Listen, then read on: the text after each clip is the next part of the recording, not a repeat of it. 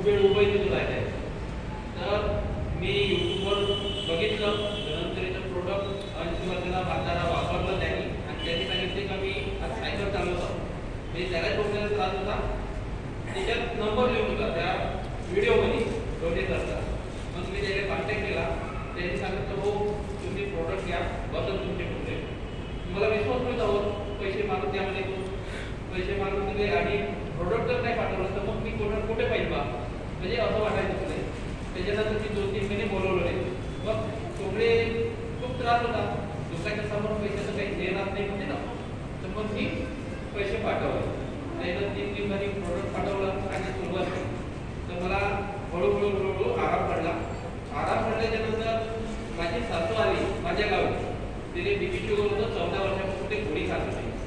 तर तिथे एक पोळी खाणं नाही होत, म्हणजे अशी गळली होती, खूप गळली होती. ते पकडून तिथे संडासकडे बाथरूमने न्यायला लागले. तर तिला पण तिच्यासाठी मी किट दिली सरांनी. तिला आराम पडला आणि मला आराम पडला. मी आज